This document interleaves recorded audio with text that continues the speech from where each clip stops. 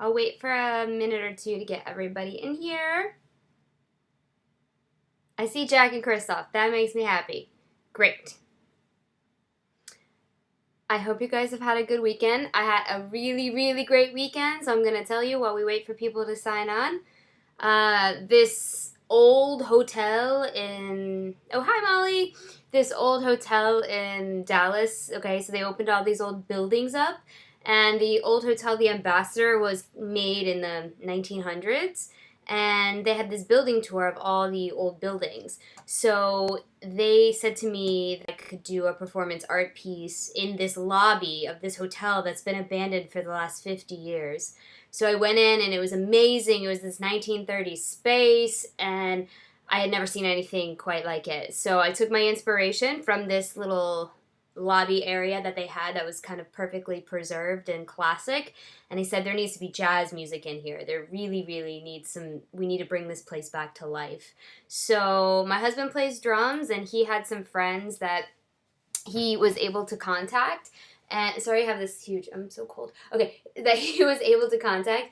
And I found some theater people through some groups that I'm in Dallas. And I ended up choosing one guy named Anthony, who was an amazing singer. I think some of the clips are on my Facebook if you want to check it out. But I made their costumes, so they were all dressed in 1930s garb.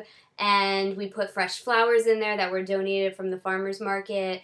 And we really brought this lobby to life. The tours that were coming through they were amazed. And they kept saying things like, we want to hire this band. We want to have a party now. We want to have a 1930s theme party. So it turned out really well. The arts union that I was working for was really interested and they wanted to do something else like it. So you could do art anywhere. This is kind of cool. It felt to me like an immersive theater experience. We covered really modern songs like Nirvana and Metallica and, Lady Gaga. We covered really modern songs, but in a jazz way. So it was breathing new life into this building that's about to be rehabbed. So it was really fun, and I considered it theater and performance art and music all at the same time. It was a nice conglomeration of efforts, and I had a great time doing it. I also want to announce that I am starting a theater company in Plano, Texas for adults. They don't have a theater company in their city. It's going to be similar to like the McLean Community Players or the Reston Community Players. And we're making plays happen. So that's going to start in January. So I'll be directing a lot, but I'll still be here every Sunday to give you guys all the information that I can find and that I've learned about whatever topics you want to learn. Today's topic is Directing 102. And I am going to attempt to explain blocking. Those of you that know me know how hard this is for me to do. I've scoured my sources and tried to find the best things that I can to try to explain how this process of blocking works, what good blocking is, what its purpose is, should you even be blocking as a director, and I'll try to answer all of those questions. I can see you guys comment on the side here, so if you keep commenting and asking me questions, thank you, Kristoff, I need the luck. I will respond to you as I see them come up. Here we go. I'm starting with these two books today, and I've linked them on the down bar below if you want to purchase them. This one, Directing for the Stage. You guys, if you know me, you know I love this book. This is written by Terry John Converse. It's a series of, exercises to make you a better director. You can try these exercises on your own. They're kind of hypothetical. But before each exercise is wonderful theory. And theory is what I choose to do as an artist. I choose to focus on theory, learn from it, try it out, and then revise it. So this is a great book of blocking theory. It even has a ground plan on the cover. So yay blocking, yay this book. It tries to make sense of it better than anything I've ever seen. Now, on the theoretical approach, what doesn't try to make sense of it all, but then poses all the problems which you have to solve in your brain, is this next great book from the 60s called The Empty Space by Peter Brook.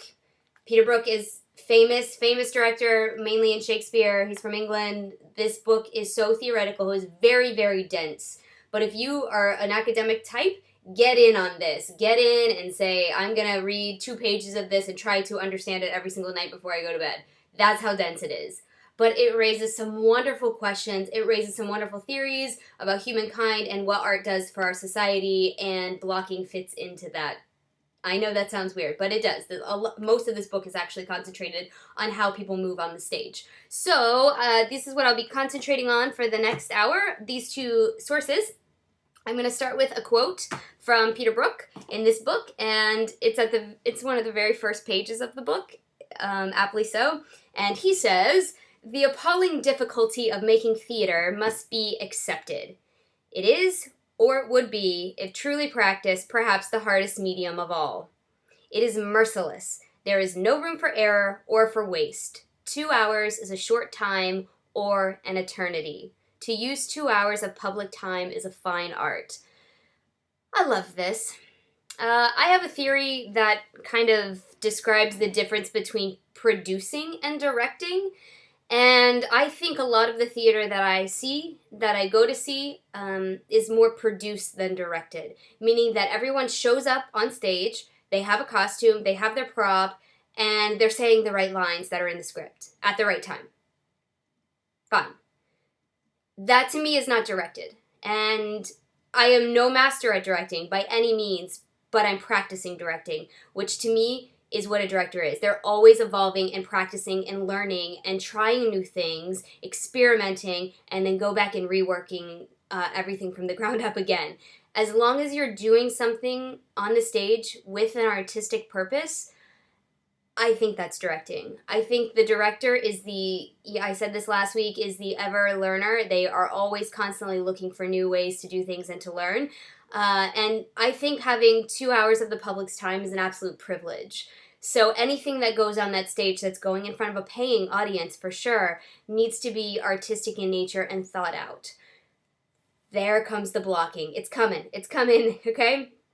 I think that instinct, in the dramatic arts plays a huge role. I think as a director, instinct is paramount, and as you learn more, your instinct becomes more in tune. Your instinct becomes more reliable because it's based on fact and theory and sources and people's experiences. As you do more plays as a director or short scenes or whatever you're directing, your instinct becomes, again, more honed in. So they go hand in hand, and I always preach instinct to actors. And again, learning acting theory and learning all the different techniques and tools of your trade can make you a better actor. The same thing with directing. It can make you a better director as well. So I still rely on my instincts a lot of the time, and most directors do.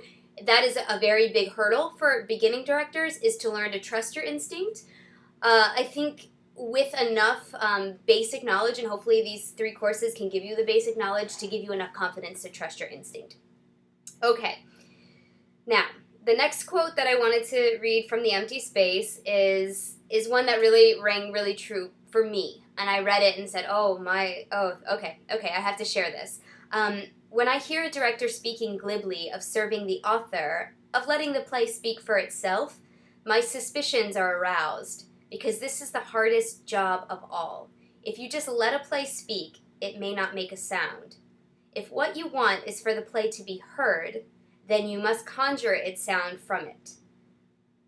This demands many deliberate actions, and the result may have great simplicity.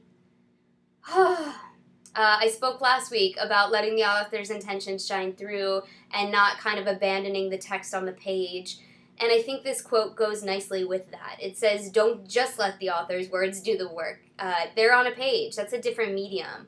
Creative writing, and reading in general, the word is poetic, yes. But when we put it on a stage as a director, your most valuable asset is the images you can produce to make those words come to life. And I think we really need to focus on that. The images that are ingrained either subconsciously or consciously by the audience are a direct result of the director's craft. And that is what we're here to work on as directors, is to put those images into a format that brings those words to life and that can change bigger worlds and bigger things for the audience that they never expected from a play or a musical.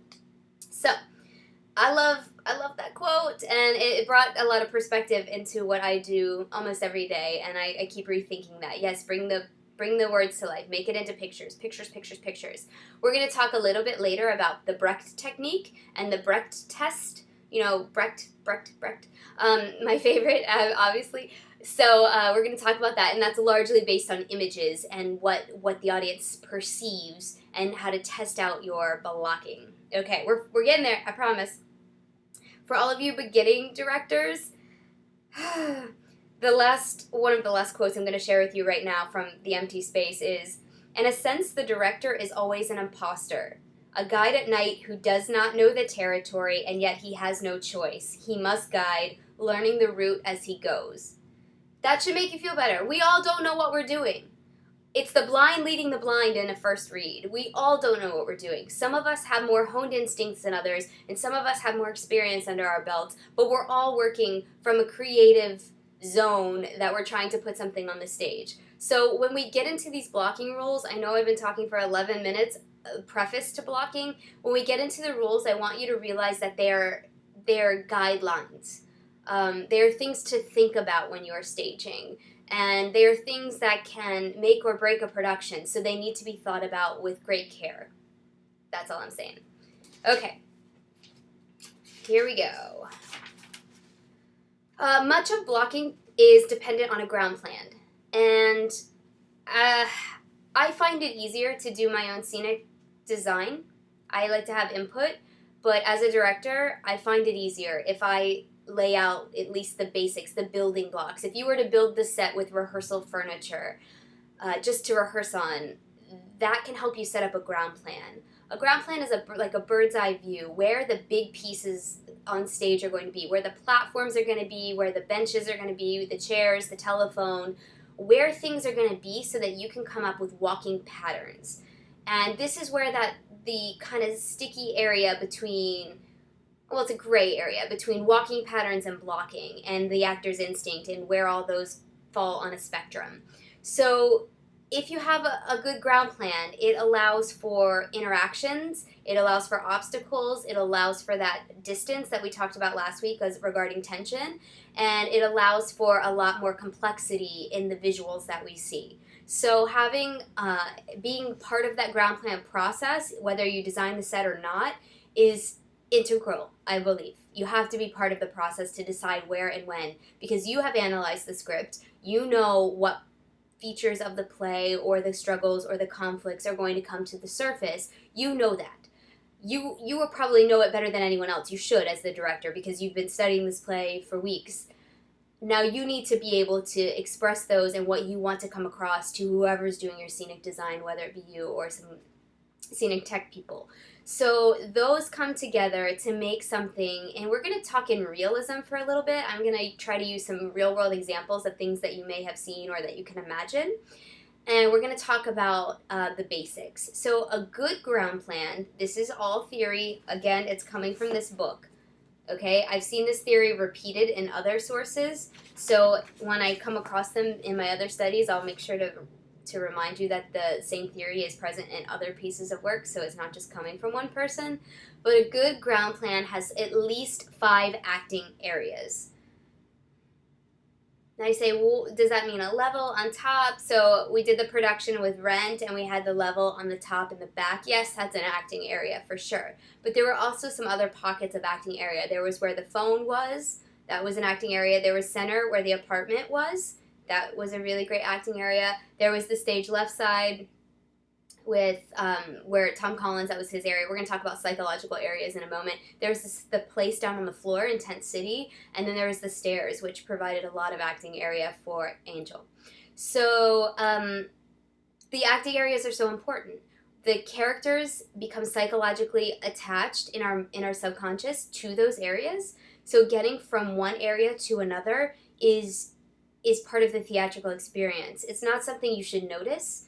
I've been to shows that have been, in my opinion, overblocked, where it's an actor basically becomes a puppet. You sit on the edge of this sofa. You sit while another actor stands, while another actor kneels. I'm sorry if it's frozen. I think we're good now. Let me see. I think we're good. Tristan's telling me I'm frozen.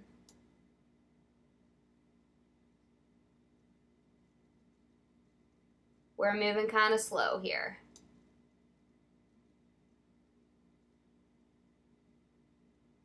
Are we good, Tristan? Are we good? I think we're good. Cool, cool, cool, cool. Okay, so our grand plan is working out for us, and in Rent we had all those ground plans. I want to talk about a view from the bridge, and it's just a living room. If you didn't see my version of that, but if you've seen any living room ever, you should be pretty familiar. We had a dining room. This is a very small production in a black box. We had a dining room acting area. There was a street acting area, a lawyer's office acting area, a sitting room acting area, and a fire escape acting area, all in one little teeny baby set. So no matter how small or how simplistic your set design is, you need to make sure that there are acting areas with which your actors can interact. You have to have movement on stage. We talked about that last week, and we will continue to talk about that. Movement is so, so important to getting your point across. So, here are the rules. Break habits to induce creativity. If we're talking about a living room, people sit at the table to eat. Okay, I'm just using a total random example. Maybe have one of the characters in a dramatic moment take his food and sit in the living room while the whole family is sitting at the dining room table. That breaks a habit. It breaks something that we know to be true. Anytime we break something like that, it calls attention to it. And our job as directors using blocking is to call the audience's attention to what we're putting forth. So you always want to try and use the norm. Fine, it should be there so we relate to it, especially in a natural or realistic play, but then try to break those habits that we become so accustomed to, because subconsciously it will feel jarring, and our eyes and our mind will gravitate. You have to be very, very overblock something or overmove something, because you can steal, and somebody could be giving a monologue, not the monologue. So in the blocking, the scene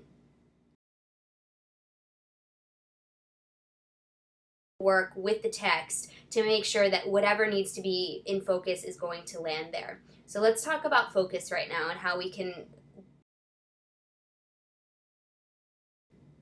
Habits, they lead to indication. And in acting, we know that indicating is not good. You're angry, or my watch. Okay, we try to avoid that at all costs in the acting area. The same thing is true for blocking. Why do I keep freezing? Okay, I think I'm good. I can tell when it freezes. Is very poor.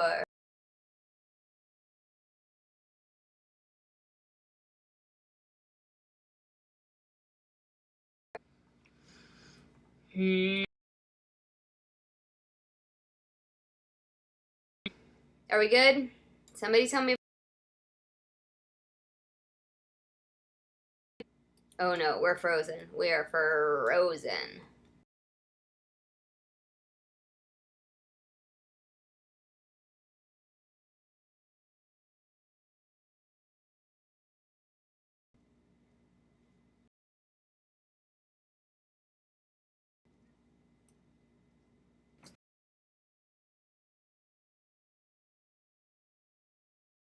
Okay. Great job, Internet.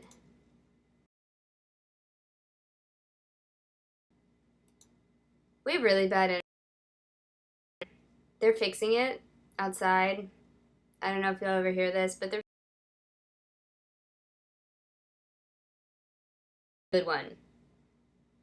I'm gonna try to reset this.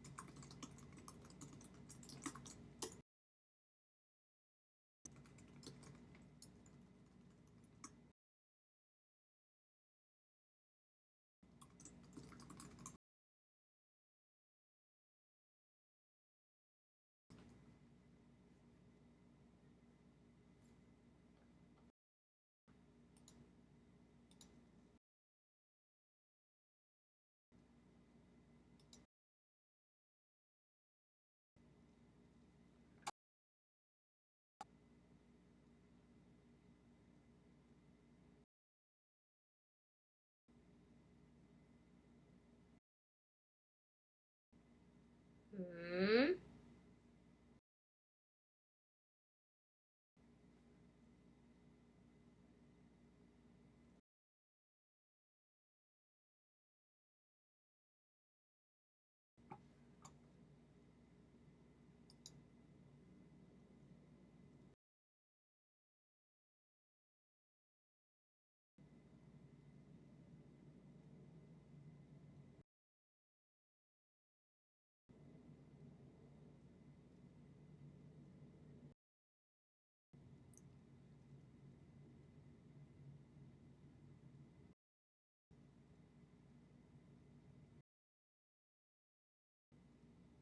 Are we good?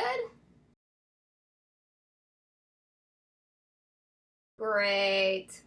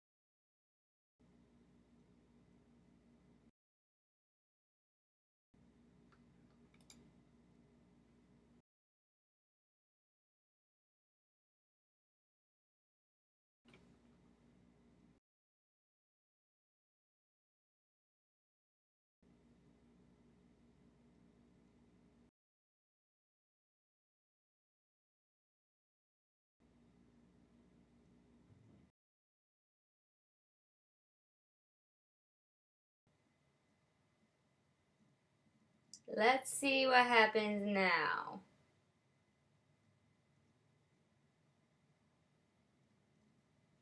I think we're good.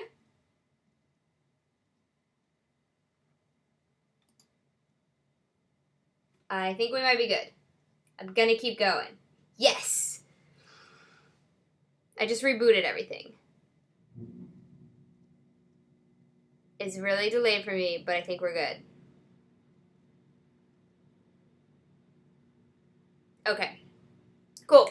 So I'm gonna run through these rules. Let me know if I stop again, and I'm gonna call YouTube because this is a beta program. So if something's weird, it has these weird glitches and problems, and posting things anyway. Whatever.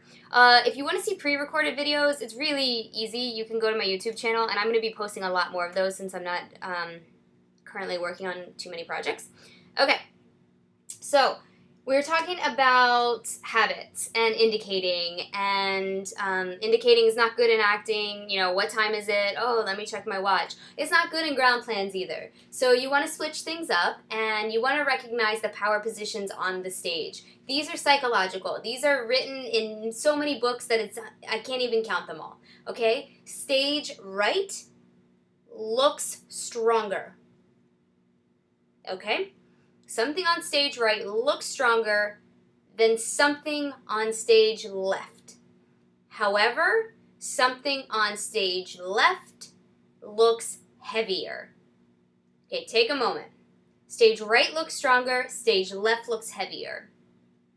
So they took that famous painting of Madonna, not like Madonna, but like Madonna, and she's holding a baby. And they took the painting, if you just look it up on Google, and they switched it.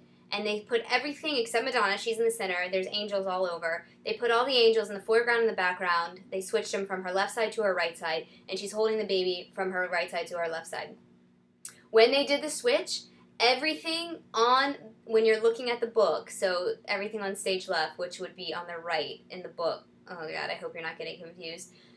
When you're looking at the painting, when they switched it and everything was on the looking at it, the right side of the painting or the stage left side of the stage, the things looked bigger. It looked like the painting was going to tip over. It's very, very strange how this works. It's our brain. And this is only for Western culture, okay? It's because we read right to left. That's our psychology. Things that go right to left flow nicely. They are harmonious. They are powerful. But every time we get to stage left, it's the end of a sentence, and it's heavy. It's like a period at the end of a sentence, and it feels weighty.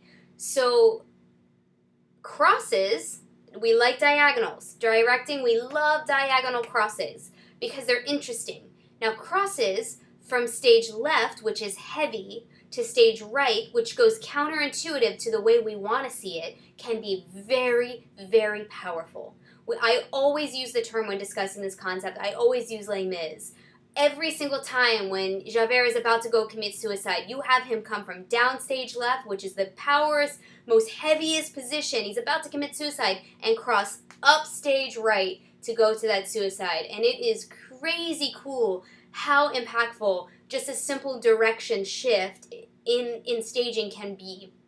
If I was to ever become a theater consultant and they sent me to work on shows, I would go in and just look at the first thing I would do the first day, look at where they are on the stage, and that would be my first line of defense, is to make sure that everything that is harmonious is going from right to left, stage right to left, and everything that is discordant or evil or bad or questionable is moving from stage left to right. I hope this isn't getting too confusing. It's so important. So me drawing a diagram isn't going to help either because it's backwards. So hopefully you know stage right from left. Looking at the audience, as the actor, your right and your left, or stage right and stage left. And it is so, so important. The most powerful position on this stage is down center. Okay, that's where I wants to go. But the next most powerful position is down right. Down stage right is so, so, so good. The next one, the third most powerful, is down left. So a lot of people think left is bad and right is good. No, no, no, no, no, no, no, no, no. I try to say left is evil. Not necessarily bad, because evil can be great, especially when we're concentrating on conflict in a play. Evil can be wonderful. So look at your play, look at the conflict, and show us, don't indicate, this is your answering your question, Christoph, don't indicate what is happening. Oh, I'm going to commit suicide, so I'm going to do some I'm melodramatic and going to fall to my knees right now. He doesn't have to say a word. Javert doesn't use many words at all. He's a stoic kind of guy. If he makes that deliberate cross we'll talk about rhythm and tempo in a few minutes, in an appropriate rhythm and tempo, the audience will get it. They'll know exactly where he's going. It's psychological. It will work and avoids indication. And this is where you can really work with your actors so they don't have to compensate for bad blocking. Okay, if you have acting areas and you have a ground plan that you can work with, you can hand over a lot of the blocking to the actors. This is not in this book. This book is preaching against what I'm about to tell you, but in my experience and in a lot of other things I've read on impulse technique, which is newer than both of these books, actors can block themselves if they're given a good ground plan and they're given direction. Not sit here, stand here, sit on the edge of the couch right here, sit, stand, kneel while everything else is happening, and triangulate. No, no, no, no, no, no, no. If I say, like a view from the bridge, Eddie in my production had a chair. It was his chair. No one else sat in that chair. Everyone knew it was his chair. No one said that's his chair, but every time he came in, he sat down in that chair. He read his paper in that chair. He talked with his family from that chair. And then his daughter figure's boyfriend comes in when he's not home and sits in the chair. And there were audible reactions from the audience each time because it's later in the play. They went, because not like as dramatic as I just did, but grumbles because he sat in his chair. But your actors need to know that. You need to say, this is your psychological area. We equate, as an audience, I am working to have the audience equate that chair with you. The chair, coincidentally, was down center, where it should be to be the most powerful. He's the most powerful character that goes through a lot. The lawyer's office, as you would have it, would be down left. I can hear you laughing back. I can hear it in my head. Okay. And the happy family place, the dining room table, was stage right. So hopefully you can kind of understand why you pick these certain areas to do these jobs that they need to do. Once your actor knows their psychological area, then they can start to move within the confines of the space that you have created. The other trick that you can use in blocking is obstacles. In every play, there's a physical and emotional obstacle. We talked about it last week about creating conflict and looking for the conflict. What is the super objective? This is going back to Stanislavski here. What is the super objective that your character wants to achieve? Okay, fine. Your character wants to your character, okay, they have to be actable verbs. We talked about this too, and I have a list that I've been meaning to show you guys. But your character is seeking vengeance, okay? It's a really, really big objective, super objective. And to do that, he needs to kill the guy who killed his father. And he needs to go after him. Well, there's a psychological barrier there because he's being held up probably by a lot of tension, by a lot of anger. There's all these psychological things that can hold somebody, stand in between somebody and what they want. There's also physical barriers, and there should be on your stage. So this, in your ground plan, put things there. If you're going to block someone, put a couch in between them. Put a table in between them. Put a chair in between them. If it doesn't exist there, have someone move it there in a previous scene to give us a little foreshadowing. Obstacles are your best friend because it creates a new kind of walking pattern that your character can explore that we haven't seen. Keeping in mind, if someone was going to kill someone, I would have them definitely move from stage left to stage right to make that kill. The kill would probably happen downstage. A lot of mistakes that I see with ground plans are furniture pushed up against walls. So you don't have any way to have any conflict, first of all, and normally in a proscenium stage, your walls are far back. And so there's no way to interact. There's no acting area. There's no way to interact with the stuff.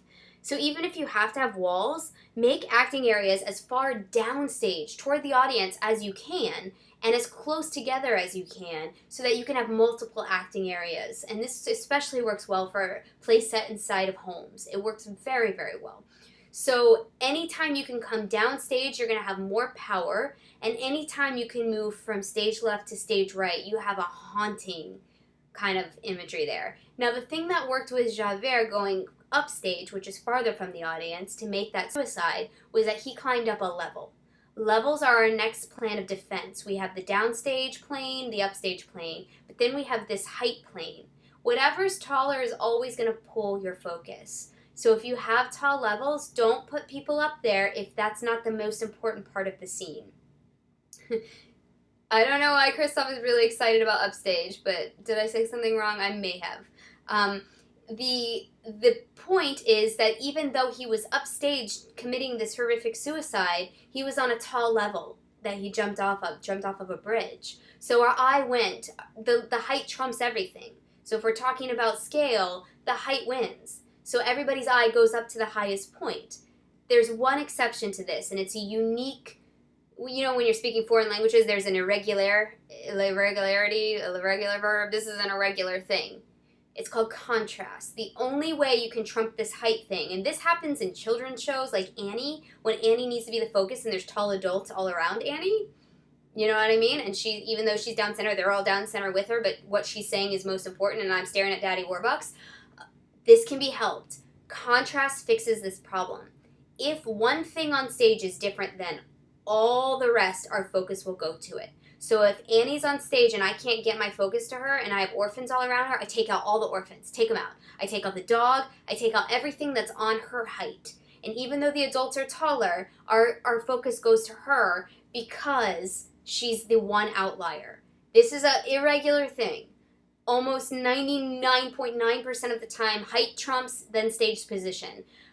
You can trump all of that. You can play the wild card and use contrast, and that will fix your problem if you can't use these to your advantage based on your ground plan.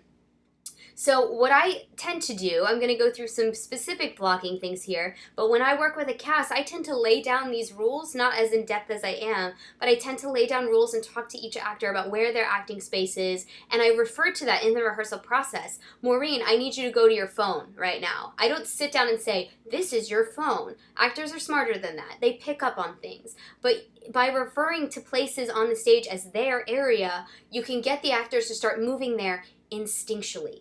And this is what you want. You want the ground pattern to feel natural. As soon as you start blocking a show, in my experience, I say go here, the actor goes there as the person and not the character. Once the character knows he or she has a place on that stage, they will gravitate toward that place on the stage in a more natural fashion than I say cross there. And we talked a little bit about this last week, about lighting cues and things, and there are some special circumstances when lighting is involved and you can only move in a certain area, and the actors will know that. I'm talking about experimenting with blocking in the rehearsal process before the light cues are there, so that you can experiment and say, oh, I love that cross, or, oh, you made that. Why did you make that? Why did you make that jump into his area, or why did you go there? And really talking it out, and maybe there's something to the character that I hadn't even thought of as the director. This is where blocking really works for me. It doesn't work when I say go here, go here, go here. So my objective today in this trying to explain blocking is going to be to give you all of the tools that I know for good blocking as far as our psychology as an audience goes, so that you can use them to teach your actors and hopefully get a more instinctual product out of it. Again, there's going to be, based on the, if you have a brand new actor, they're going to need a lot more help. Or a young actor, they're going to need a lot more help. But this is based on, you can make a decision as the director how much actual directing you want to give them. Because I think that your product does suffer. I think it feels staged. And even though you're repeating the same thing night after night after night, if the character is repeating the same thing, it's much different than the actor as a person repeating the same thing. It's just a little teeny thing that makes a huge difference. Okay, so here we go with some more of our rules that can help you to stage things effectively. I said that 5 acting diagonals, place as much furniture. Breck test. Here we go. Breck test. This is what I want to talk to you about. What you should be able to do after you've blocked a scene is either record it or watch it through a glass window so you can't hear it. You should know what's going on in the scene, what the struggle is, what the main conflict is, without hearing a single word of dialogue. That's your goal. That is the goal of good blocking. I will say it again. You should know what's going on in the scene without hearing a single word of dialogue. If you can get that through the audience's head, you have done your job, because at the beginning of this broadcast, I told you that directing is creating images that enforce the text. So you should be able to say who is in relationship to who is in a conflict with whom, and a lot of times why they're in a conflict. And this happens with where they are on stage, the levels and the heights at which they are, who's in power, who's not, who's the breadwinner, who's not, where they are in space, even with rehearsal furniture. Are they at home? Are they casual? Are they just sitting, casually? Are they in a courtroom? Are people formal? Are they at a party? You should be able to know this through the blocking, through the patterns, and through the acting, which is inherently tied to the blocking. Again, my point. So those things are really, really great. I think if you start to encounter a problem, add an obstacle. So something looks too stagey, or something, the cross is way too long, or the cross is way too short, and they're about to get in a fight, and there's nothing better than beginning a sword fight with having to move something out of the way. It's so great. It feels realistic. It feels like, oh my gosh, this fight wasn't planned. Do you see what I mean now about kind of developing a ground plan that's natural? In our lives, we have to move things. Things are in the way all the time. As soon as you have to move something on stage, we as an audience feel comfortable with that. If you move it like, oh, I don't know, why is this here? We're supposed to have a sword fight now. No, you can't move it like that. You can't move it as if it were a mistake. But if you move it to have this fight, or if you crash into it when you're lunging at someone, that obstacle is worth its weight in gold. I don't care what it is, and it is amazing. Those things can help you so much. If you have a scene that's really struggling, go back to the verbs first, like I said before, but then as a blocking move, try that obstacle thing. Try to put something in the way. And a lot of times, and that's not just for angry scenes. If someone wants to kiss, they've fallen in love on stage, and something's in between them, and they have to skirt around it. It's brilliant. These little things make such a huge difference. I'll try to make, if I have time, try to make some real life anecdotes of shows that you know, so you can see where this has happened. A lot of great directing happens right under the surface. It happens under the scenes. The actors don't know it. The audience doesn't know it. The director knows it and smiles to his or herself. That was planned that way. And the best moments happen that weren't planned, because your actors know. They just know what to do because you've instructed them, and they move in a way that you never could have predicted and you never would have thought of. Okay. The next thing I want to say is what happens when you don't know what the heck to do. And that's going to happen to you. The quote I was going to share with you from the first book, The Empty Space, It says the director who comes to the first rehearsal with his script prepared, with moves and business, etc., noted down, is a really deadly theater man. So I know myself in this crowd of directors that get trash talked by actors sometimes about not being prepared, not having blocking before the rehearsal. I will never, ever, ever, and I plan on being a professional director for the rest of my life, ever have blocking prepared before a rehearsal. Not just because that book told me from 1960, but because of the reasons that it goes on to extrapolate that it becomes fake. All of a sudden you have puppets on stage, and I will never ever do that. And a lot of the time, most of the time, the majority of the time, the actor knows better than I do. Because they are the character and I'm not.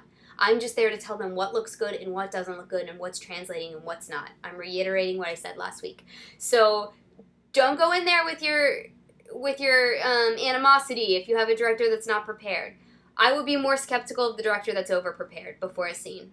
Seriously. Because that means that they don't trust you as an actor, and that means that they're not using instinct and allowing creativity to infiltrate that process. And so much of theater is this creative, organic process. I know I'm repeating myself from last week, but what can it hurt? Okay. The movement. We're going to talk about tempo and rhythm before I run out of time here. And I'm going to leave some time for questions at the end, so start thinking of them. Tempo and rhythm are different things. I have a husband who's a drummer, so he can tell you all about tempo and rhythm. I'm going to tell you how they relate to the acting field. Yes, Yvonne, it's Bertolt Brecht. Yes. And he wrote a ton of books, and that is one of his, the Brecht test is his very, very famous technique, so it's in all of his books. He's all about images. The Caucasian chalk circle is all about white versus black imagery, and a lot of that, what I did in the last 5 years was influenced by that work. And any Brecht book, I can pick one off my shelf right now. Anyone that you pick up will have his silent technique. It was closely tied with silent films of the time and with the works of other. Okay, anyways, I digress. I'll do a Brecht day because I love Brecht, so I can do that for you. Now, let me return to tempo and rhythm before we end. Tempo is a rate of speed.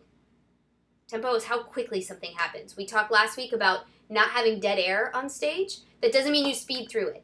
Tempo is a race, and that doesn't help you a lot of the time, okay? Shaw has this thing that says if a scene is too slow, slow it down twice as much. And you're like, wait, you just told me it's too slow. No. If you slow it down twice as much, all of a sudden what's important boils to the surface. Those moments stand out. And then you can adjust the tempo so that you can speed up the rest of it and slow down the parts that only need to be slowed down, okay? Tempo, however, is a little cousin and a little brother in the acting world to the big brother of rhythm. And rhythm is the director's right-hand man. Rhythm is so, so important. We hear in reviews all the time, you can read a Ben Brantley review that says the pacing was off or the pacing was fantastic. The pacing, even though the word pace is in it, does not refer to tempo. Unless somebody doesn't know what they're talking about. You Cappies out there watching here, it's two different things. Okay? The pacing of a show is the tempo. So we want to make sure that when we're talking about rhythm, this is the pickups, this is how something occurs on a regular pattern. So a rhythm can be 1, 2, 3, 4, and. It can be 1 and 2 and 3 and. But you can go 1 and 2 and 3 and. That's slower. 1 and 2 and 3 and is faster. The 1 and 2 and 3 and is your rhythm. That is what the director needs to concentrate on. You can't do anything about the pace. Your actors are going to do that. You can tell them till you're blue in the face, go faster, go slower, go slower. But once they're on stage and their character takes over, you can't do anything about that. In the rehearsal, you can do something about the rhythm. When your actors move, okay? I'm going to give you a little trick here. If you have movement okay, I have to look here so you make sure I get it right. Movement before a line draws attention to the line.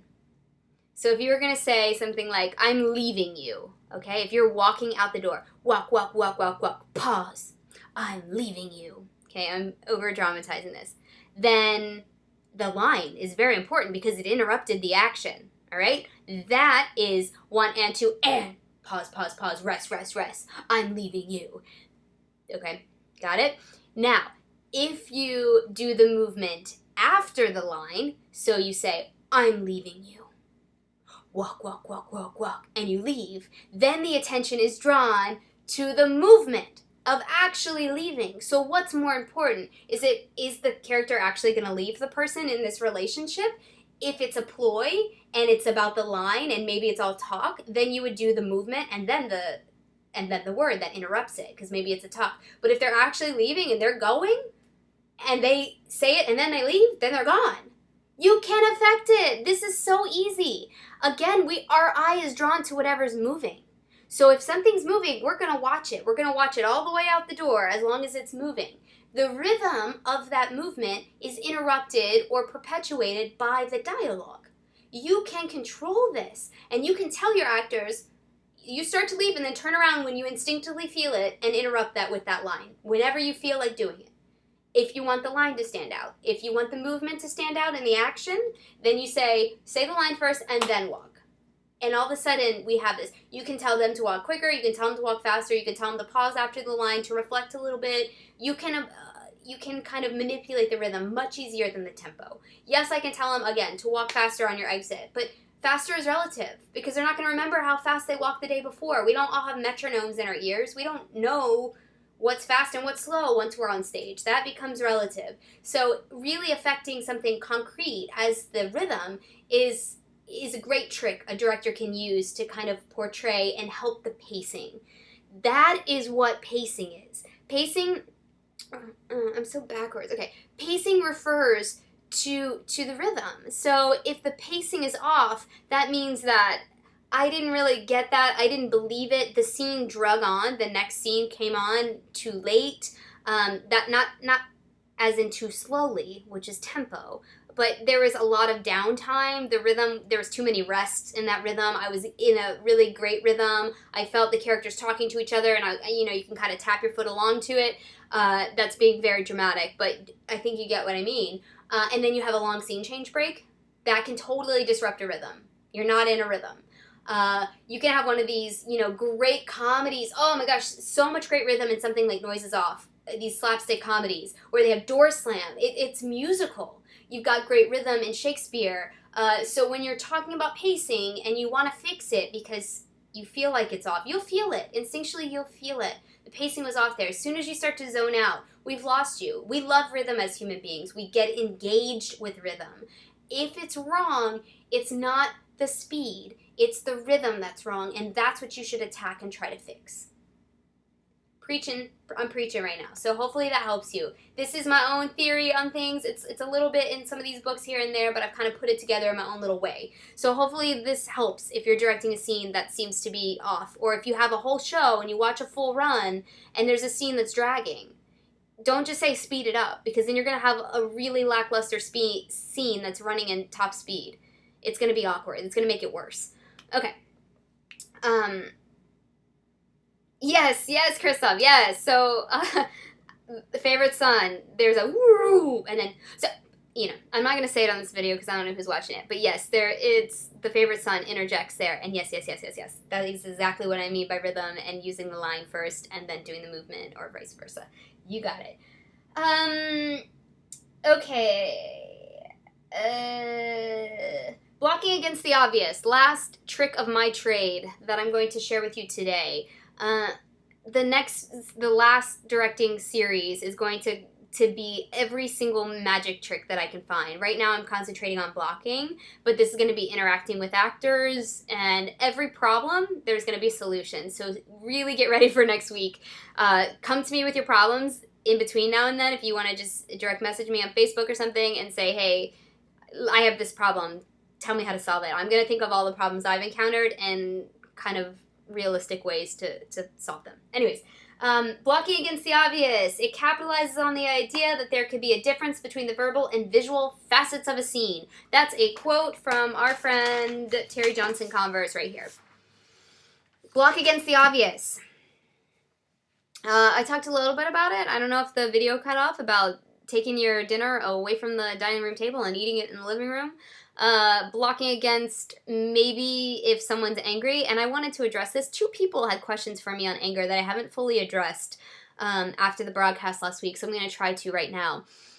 When you're angry, and we talked a little bit about it, but you play the opposite. You play happy. You hide the anger. Oh, it's so good. That's an acting technique. But as far as directing goes, if you want to punch someone, and that's the blocking, is that you go and punch him, or you go to lunge at him and he dodges it.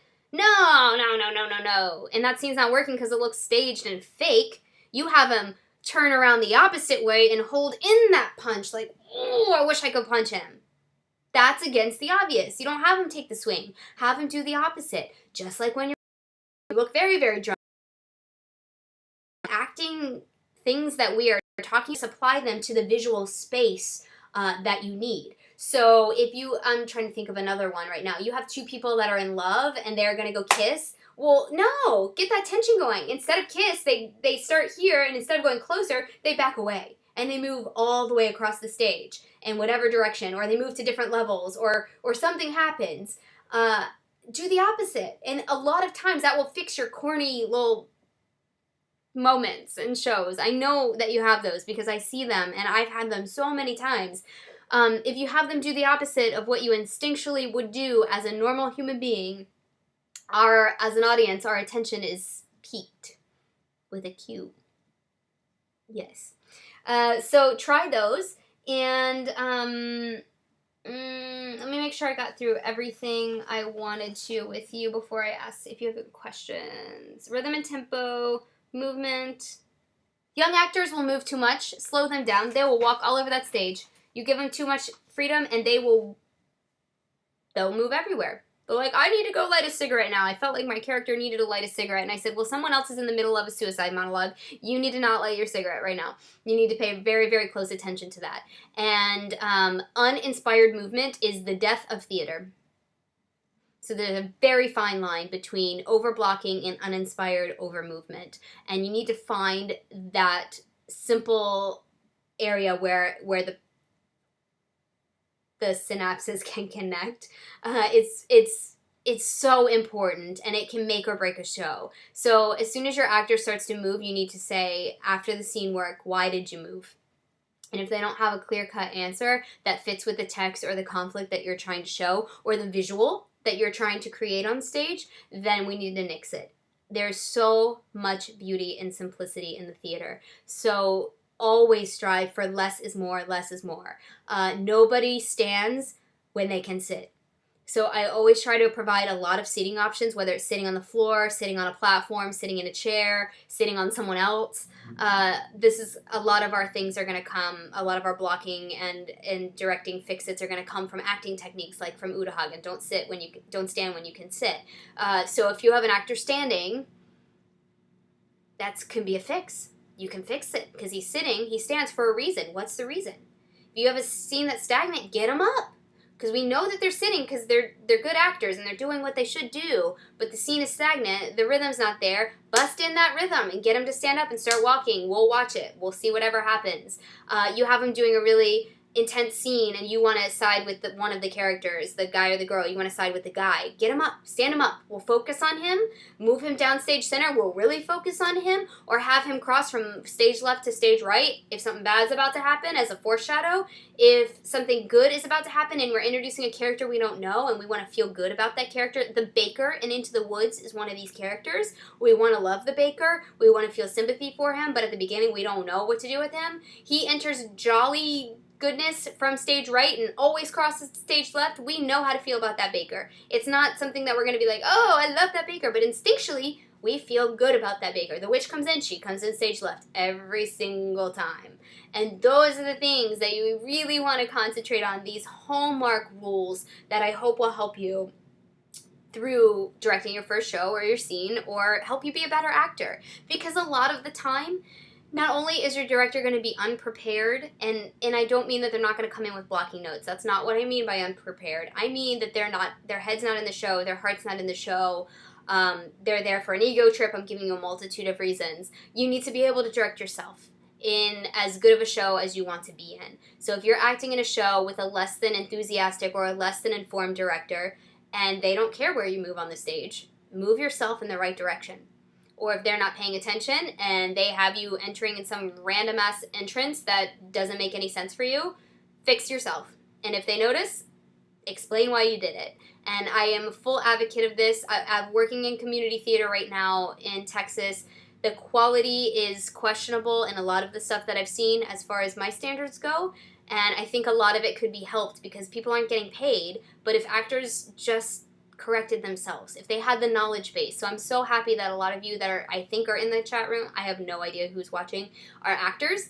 I'm happy that you're here because this can help you, especially in the world of community theater where a lot of you will reside for a very long time. You can fix yourself and make your shows so much cleaner and better. You know that the levels, you know that when you're standing and you shouldn't be in a scene, you know that you're not the focus of the scene and you just quietly sit down. You fixed that scene. You fixed it. The director didn't even need to do anything. So it works twofold that you can fix a really good play. A really bad play, you can fix it, but you can also put the cherry on top of a really good play because the director doesn't have to spend time teaching every single person every single rule of every single directing thing ever. And you can spread that love and spread that knowledge because it is psychological, it's scientific. Spread all the things that I'm telling you, and especially if you have a cast that's really dedicated and a director that's not, that's one way to get around it. And that's a lot of the questions I have received in the last 5 years since I've been working with young adults making theater. When they go out into the community, what do I do? My director doesn't care what I do. They say do anything. Well, if you're going to do anything, you might as well be very well informed about what you're going to do. And hopefully this helps you. Okay, we have 2 minutes. Does anybody have questions? I'm reading questions right now. So it helps put all the protagonists' interests. Stay right, but yes. Okay, Eric, it does.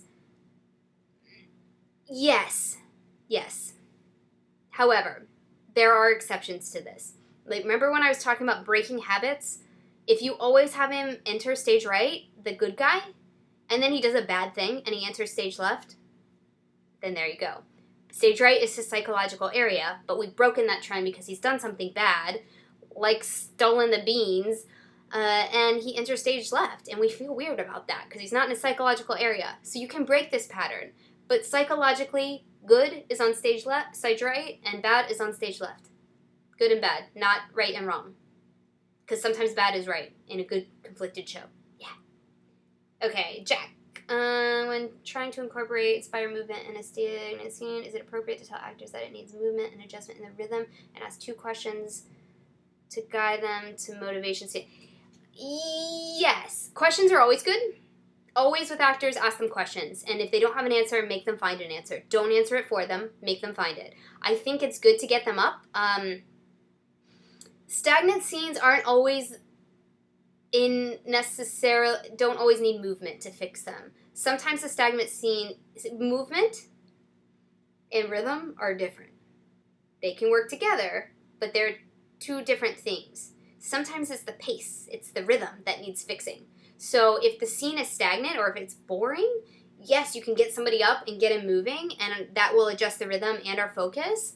But if they don't have any real reason to stand, I would say, can you take a drink before the line? In place of can you move before your line? Give them some stage business to do before the line, and that'll break up that thing and establish a new rhythm that really will draw attention to whatever it is that in the scene that's dragging or whatever you want to pull out of the scene. So yes, movement is great. It's my number 1 defense for stagnant scenes, but it's not the only way to do it. Stage business can suffice when standing or moving isn't appropriate or called for in the scene. Yeah. When you're saying that you should put 2 people in love far apart from each other, how can you justify this? If there's something in between them, if they can't, unrequited love, they're not allowed to be together. Romeo and Juliet. Oh my God, it's perfect. She's up on the balcony and he's down below. There's totally a height difference. They can't even get to each other. It's amazing. As soon as he climbs up there, we're like at ease and we're like, oh, he could fall off at any time. But the fact that they're far apart breaks our, they're in love. They should be close together. And we constantly want to put them close together. So it makes us root for them. And we want that love to happen. And it gets the audience on the side of that. So doing the opposite inspires the habitual. I hope I just answered that. I don't know. Okay. So, any other questions? I think we're good. It's 8:01 my time. 9:01 your time. I hope you have a great Monday tomorrow and a great Thanksgiving. I post videos. I'll be posting them all week. I have so many videos to post, not just on directing. I'm doing one more directing class next Sunday, and then I will be doing a class on experimental theater and the living theater, which is alive and well in New York City. And that is for you, Jack Posey, and anybody else that's into this new crazy cool kind of theater that's happening. New trends in theater is going to be not next Sunday, but the Sunday after that. So I'm really excited. I hope you tune in. Share this link with people. The link doesn't change. I don't know why it's a beta thing, but it doesn't change. So you can share the link and say, tune in on Sundays. You can watch it on the channel. If you subscribe to the channel, then you can see all the other videos and you'll get an email or alert or something when I post a new video about...